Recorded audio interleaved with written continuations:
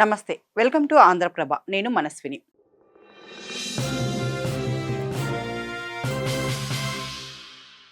స్థానిక సంస్థల ఎన్నికలు ఇవి ప్రతి రాష్ట్రంలో జరిగేవి.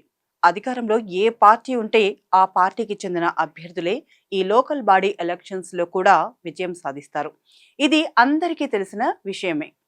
కానీ కేరళలో మాత్రం అలా కాదు. ఆ రాష్ట్రంలో స్థానిక సంస్థల ఎన్నిక ఫలితాలు చాలా ప్రాధాన్యతను కలిగి ఉంటాయి.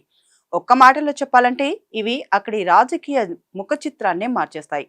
మరి రీసెంట్గా వచ్చిన కేరళ స్థానిక సంస్థల ఎన్నికల ఫలితాలు ఎలాంటి సంకేతాలు ఇస్తున్నాయో ఇప్పుడు తెలుసుకుందాం. ఏ ఎన్నికైనా సరే ఓటర్ నాడి ఏ విధంగా ఉంటుందో చెప్పడం చాలా కష్టం.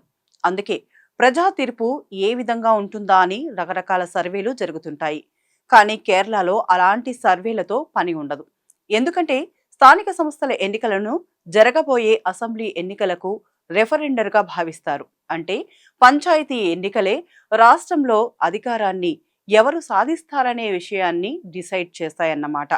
ఈ రిజల్ట్ కేరళ రాజకీయ ముఖ చిత్రాన్ని సరికొత్తగా మార్చేశాయి. అక్కడి ప్రజల ఆలోచన ధోరణికి అద్దం పట్టాయి. కేరళ స్థానిక ఎన్నికల ఫలితాలు అక్కడి పినరయి ప్రభుత్వంపై ఉన్న వ్యతిరేకతను చూపించాయి. మరికొన్ని రోజుల్లో అసెంబ్లీ ఎన్నికలు జరగనున్న సమయంలో ఇది అధికార లెఫ్ట్ డెమోక్రటిక్ ఫ్రంట్ కు ఊహించని ఎదురుదెబ్బ అని చెప్పాలి. సిటీ అర్బన్లలో ఎల్డీఎఫ్ పూర్తిగా తుడిచిపెట్టుకుపోయింది. ఎల్డీఎఫ్ కూటమి మట్టి కరవడం మరో కమ్యూనిస్టు కోట కుప్పకూలుతుందా అనే అనుమానాన్ని రేకెత్తించింది.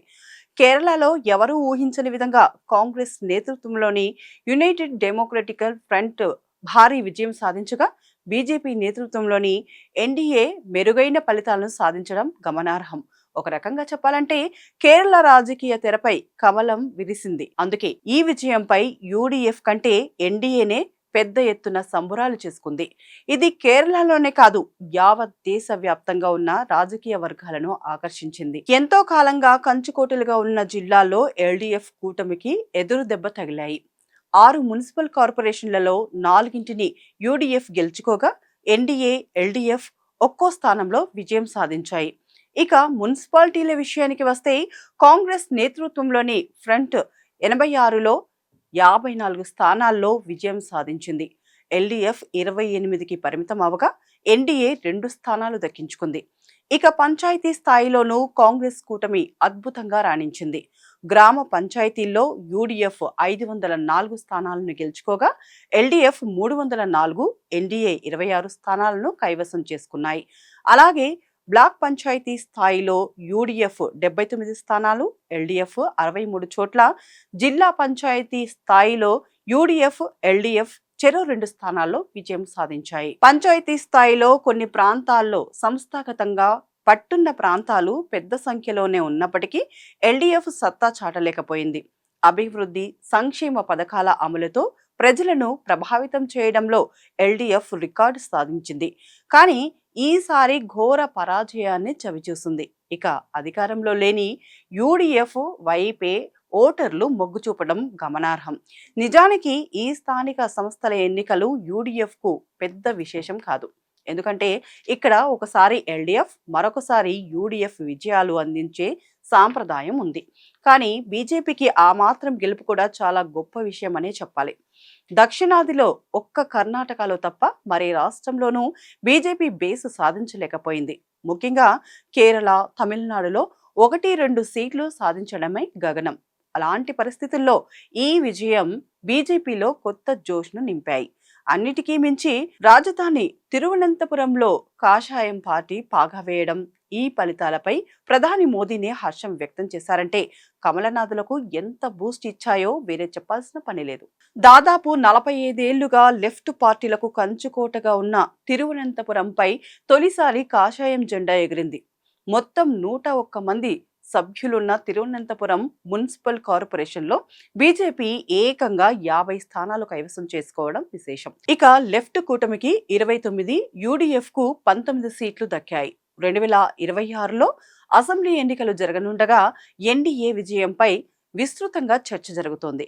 ఈ గెలుపును కేరళలో సరికొత్త అధ్యాయానికి నాంది అని బీజేపీ భావిస్తోంది. ఇక ఈ నియోజకవర్గానికి కాంగ్రెస్ ఎంపీ శశిథరూర్ ప్రాతినిధ్యం వహిస్తుండటం గమనించాల్సిన విషయం. ఎందుకంటే తన నియోజకవర్గంలో బీజేపీ గెలుపును ఆయన ప్రజాస్వామ్య గొప్పదనంగా అభివర్ణించారు. అంతేకాదు రాజకీయాల్లో గొప్ప మార్పుకు నిదర్శనమని స్పష్టం చేశారు. ఇది కాంగ్రెస్ కు మింగుడుపడని విషయంగా మారింది. కేరళలో గత ఎన్నికల విధానాన్ని మనం ఒకసారి పరిశీలిస్తే స్థానిక సంస్థల ఫలితాలు ఆ తర్వాత జరిగే అసెంబ్లీ ఎన్నికల ఫలితాల్లో ప్రతిబింబిస్తాయి. ఎగ్జాంపుల్ గా 2010లో కాంగ్రెస్ పార్టీ స్థానిక సంస్థల ఎన్నికల్లో అద్భుతమైన పనితీరు కనబరిచింది. ఆ తర్వాత జరిగిన ఎన్నికల్లో యూడీఎఫ్ కూటమి ప్రభుత్వాన్ని ఏర్పాటు చేసింది. ఇక 2020 స్థానిక సంస్థల ఎన్నికల్లో ఎల్డీఎఫ్ విజయకేతనం ఎగరవేయగా 2021లో జరిగిన అసెంబ్లీ ఎన్నికల్లో పినరయి ప్రభుత్వాన్ని ఏర్పాటు చేశారు. ఈ క్రమంలోనే ఇప్పుడు స్థానిక సంస్థల ఎన్నికల్లో రాణించిన యూడీఎఫ్ కూటమి వచ్చే ఏడాదిలో వచ్చే అసెంబ్లీ ఎన్నికల్లో సానుకూల ఫలితాలను రాబట్టే అవకాశం లేకపోలేదు. మరి ఈ క్రమంగా పట్టు సాధిస్తున్న బీజేపీ ఆ సమయానికి మూడో ఫ్రంట్ గా అవతరిస్తుందా? ఎప్పటి తరహాలోనే సెంటిమెంట్ ను రిపీట్ చేస్తూ స్థానిక సంస్థల ఎన్నికల్లో విజయాన్ని సాధించిన యూడీఎఫ్ వచ్చే అసెంబ్లీ ఎన్నికల్లో రాష్ట్ర పగ్గాలు అందుకుంటుందా అనేది చూడాల్సి ఉంది. ఇక ఇప్పటి వరకు ఎన్నికల పోరాటం రెండు కూటముల మధ్య ఉండగా ఇది ఇకపై త్రిముఖ పోరుగా మారే సూచనలు ఉన్నాయి. మరి ఈ పోరులో ఎవరు విజయం సాధిస్తారు? కేరళ రాజకీయ ముఖ చిత్రం ఏ విధంగా మారుతుందనేది తెలియాలంటే అసెంబ్లీ ఎన్నికల వరకు వెయిట్ చేయాల్సిందే.